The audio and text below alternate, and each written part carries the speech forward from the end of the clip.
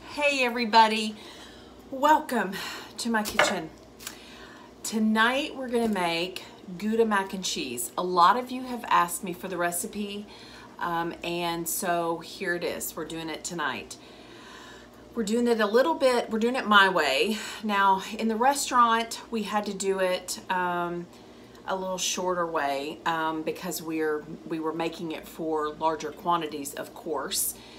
So we left out just a few steps. It was still just as delicious, but this is how I've made it for a long time, and it's absolutely delicious.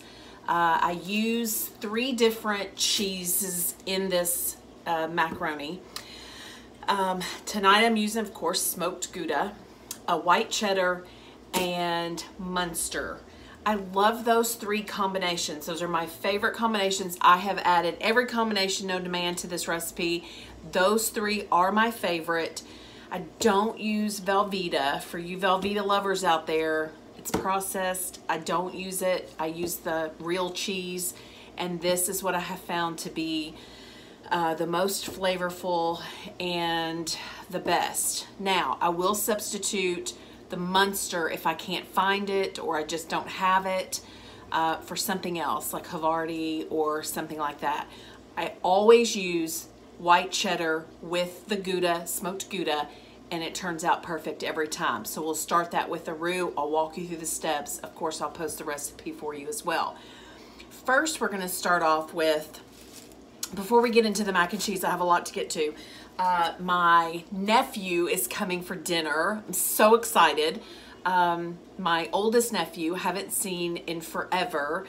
He's a police officer, and he's super busy, and his sweet little family don't live in Louisville, of course, and so we don't get to see them a whole lot. So I'm really excited, and my boys are going to come down too. So it's a party in the middle of the week. I'm pumped, so excited. He is a picky eater, and so I had to text him today and ask him. I've been trying, I think when he was a little kid, I tried to get him to eat every vegetable that I could, and he's just picky. But he eats chicken, so we're going to do chicken on the grill. I know he likes macaroni and cheese, and I'm going to attempt him with some of these. And I'm going to show you how I originally got my boys, to eat asparagus, and it was to wrap it in prosciutto or thin sliced bacon, and then we're gonna put it in the oven. It's amazing, and they're like little bundles, and my boys love them, and that's how they ate them. So here's what we're gonna do. I've already cut up I already trimmed off the edge. Let me show you. And these are kind of thin. These are smaller. These are the ones that they had at the store. But see that white part? You don't want that. And if you do it, this is how they do in the restaurant business. They just find the natural break and they break it off. So once you have found that, you can take a knife and just go straight through your bunch to save you some time. These are a little bit small, so we're going to do quite a few in our bunch. I'm going to do 6. So you get a bunch. Now tonight I bought prosciutto. You can definitely use bacon for this. Thin, I was telling a friend the other day, she doesn't really eat a lot of vegetables either, and I was trying to get her to like vegetables, and so I was telling her about this recipe. I told her I was going to post it, and it's not the time for really super thick bacon because the asparagus doesn't take that long in the oven, and then you don't want raw bacon, so you kind of have to. I think she might have gotten a little bit too thin. Prosciutto actually works beautiful. And so I bought some in the deli today. See, it's just a thin sheet. This is how we're going to do it. So take your, however many you get. Now, if they're super big, you can go down to 3 stalks. I'm using 6, okay? And we're just going to roll it. Just like that. How gorgeous is that? Get your children in the kitchen. They can do this. They would love to help you do this. And if they see it, they're more likely, if they see it and they fix it, they're more likely to try it. So we're gonna keep rolling. So I've already sprayed my baking sheet with a little bit of olive oil spray, and we're gonna just continue to build. Now this prosciutto, sometimes it takes a while because they put little sheets in between it, but that's okay. So we're gonna grab another little bunch.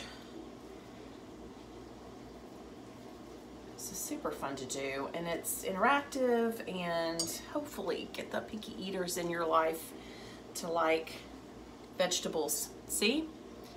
Just a little bundle like that, and we're just gonna keep on going. Now, with the macaroni and cheese, that one wasn't. With the macaroni and cheese, we're gonna start it by making a roux, which is kind of a white sauce. Well, it is a white sauce. It's flour, butter and milk, a little salt and pepper, and some half and half or heavy cream or something yummy like that. And once that comes to a boil and the flour is cooked off, you can start adding your cheese, and then you're gonna, once your pasta is done cooking, then you add, of course, your pasta to the cheese sauce. And then we top it with a mixture of Parmesan cheese and panko. It's gonna be delicious. I've made this 100,000 times, so of course I don't measure, but I'm gonna write the recipe and measurements down for you all so you'll know. Tonight we're gonna use, now my favorite actual pasta to use in this recipe is rigatoni. I don't have any rigatoni. I thought I had some. Remember, it's casual, we're not stressing. I have penne instead. I like something a little bit heartier than the actual macaroni. And you know, they have a little tube, it's like a tube, so all the cheese gets in there. The rigatoni is a little bit bigger. I've used them before in other recipes you guys have seen. That's my favorite to use. It's hearty, all the cheese gets in there and gets good and gooey. But these are gonna do for tonight because that's all I have, and it's Daryl's favorite pasta, so he'll be thrilled. So anyway, we are just, you know, while I'm doing these videos and helping you guys, if you want to ask questions, I've loved your comments. I've read every single one. You all are way, way, way too sweet. Gosh, just in awe, really, because I'm having a blast, and you know, life's short. You're supposed to have fun. We're all supposed to have fun and do something you love. Find something you're good at and you enjoy doing. And yes, you'll make mistakes. I make mistakes all the time, but that's okay. Okay, so our cute little bundles, look how adorable. These are great for a dinner party too. Okay, so I'm gonna drizzle with olive oil. And you saw it didn't take very long, just a couple minutes to put those together. And a little salt and pepper. I forgot to pull these out. I always keep my salt and pepper in these little containers. It's just so much easier.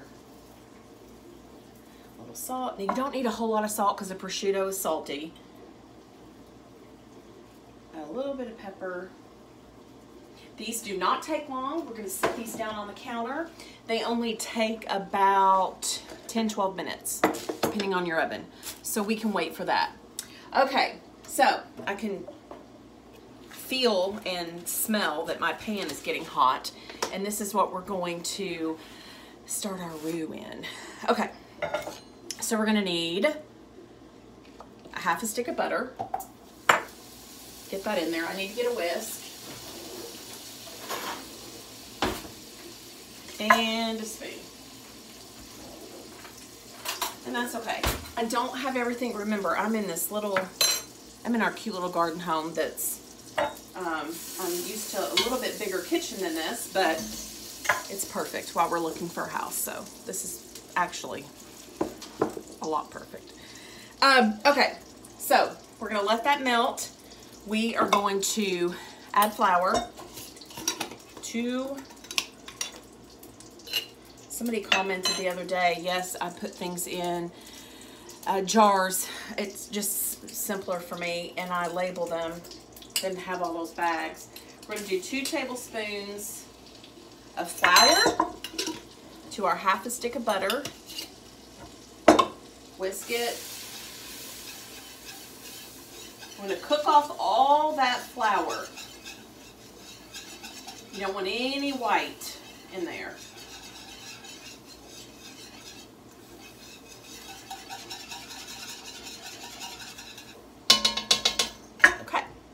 Whole milk. I know, it's a little fattening, but it's macaroni and cheese. You cannot skimp on macaroni and cheese. You have to use the good stuff. Tonight I'm using whole milk, and then I'm gonna add a little bit of half and half. So I'm not using all of this. I want a little bit of the cream. If you find that you're making this and you only have half and half and you don't have whole milk, it's okay. You can just use that. You really just need, so as you whisk, you pour in. Okay, 3 cups. Now I know that sounds like a lot, but here's the thing with macaroni and cheese. Okay, let that cook off for a few minutes. Here's the thing with macaroni and cheese is if you don't create enough sauce in the beginning, then your macaroni and cheese, when it bakes, it will just be so dry, and it's like cutting it. You don't want that. As time goes on, when you first pour it into your baking dish before you put it in the oven, it's gonna look soupy and way too much sauce. That's what you want. That's okay, because when it cooks, the pasta is gonna absorb all of that, and it disappears. I mean, it disappears into the pasta, but it's gonna be perfect, so don't freak out about it. It's all right. There are times that I've told people how to make this recipe, and they're like, oh my gosh, that's way too much. It's really not. So just trust me. Okay, so I've got my water down here getting hot. Remember, I've shared with you before, you've got to salt that water a lot, like seawater. It needs to be really salty before you put your pasta in there.